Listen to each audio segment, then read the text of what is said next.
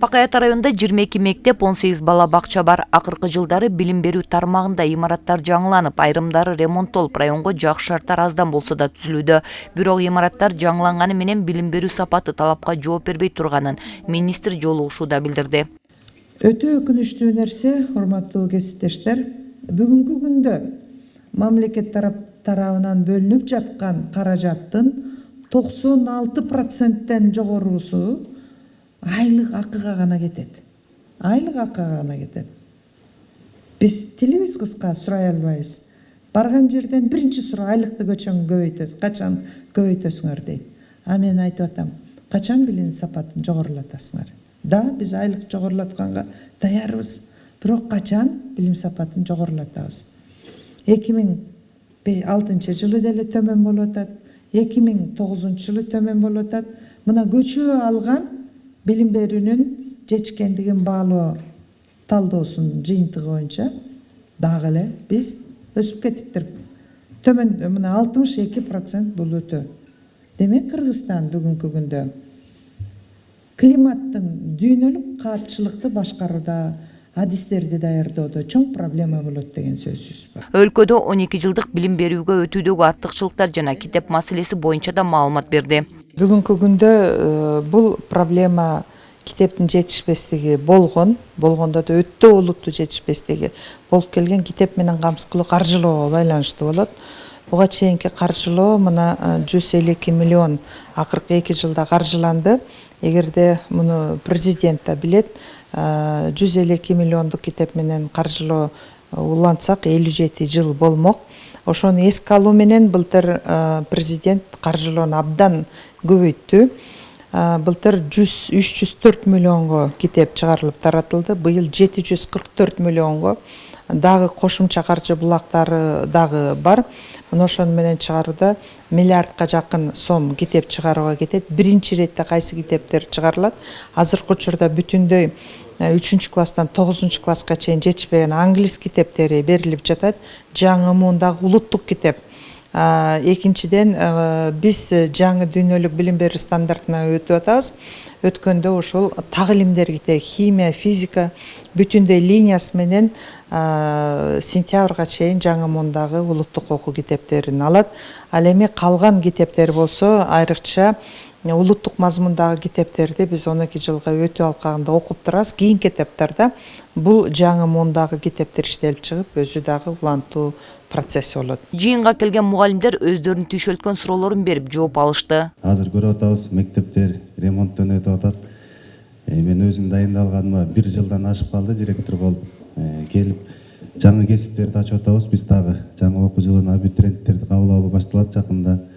Анан ошол себептүү биз системдин суранычын бизге ошол жаңы ачылып аткан кесиптерге байланыштуу бир отургуч, парта, анан столдор керектелет эле, ошодон жардам берсеңиз деп суранайын деп.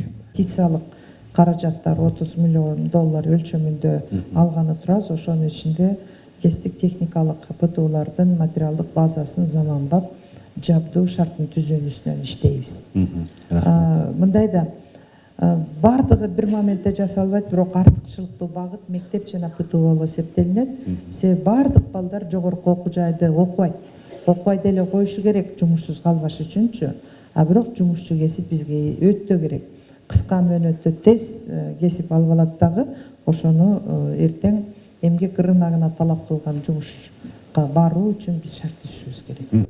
Мына оптимизацияда бир айыл эмес, башка айылдан башка айылга, жанагы кичинекей айылдан чоң айылга балдарды ташып алып келип атат. Именно биздин айыл өкмөттө мына Токтогул Мүсүралиев орто мектеби, Молла Казы атындагы орто мектебине ташылып атат.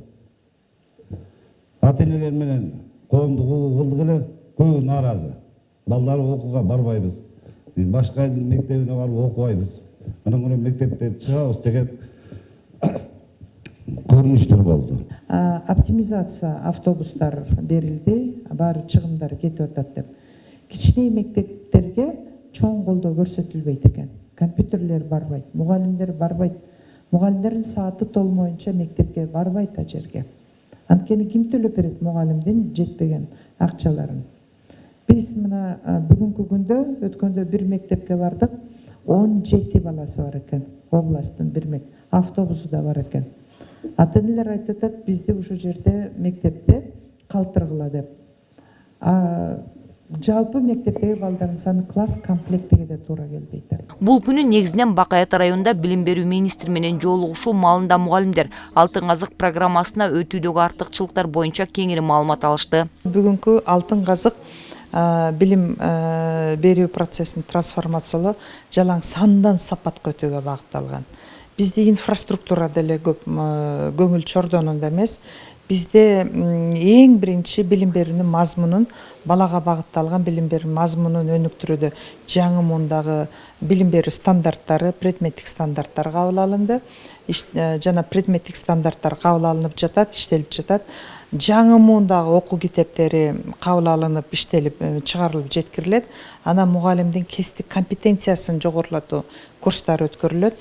Жаңы мугалимдик кесиптерге даярдоо стандарттары түп тамыры менен өзгөртүлүп, ал боюнча жумушчу топ иштеп жатат. Жыйындан соң билим берүү министри район тургундарын жекече кабыл алып, алардын көйгөйлөрүн угуп, айрымдарын ошол жерден чечип берүүгө аракет кылды. Сизге бир өтүнүч. Интернат маселеси эмне болот? Интернат маселеси бүгүнкү күндө чечилген. Ал жерде мына көчө күнү биринчи жолу ратификациядан өттү. Ислам өнүктүрүү банкы аркылуу бул интернат толук капиталдык ремонттон өтөт дагы. Таланттуу балдар мектеп интернаты деген статус. Билим берүү жана илим министри Догдургүл Кендирбаева күндүн экинчи жарымында Айтматов, Манас райондорунун мугалимдери жана жарандары менен жолугушту. Бегай Масымбаева, Чыңгыз Бокошов, Эркинай Жумабекова, Бакай Ата району.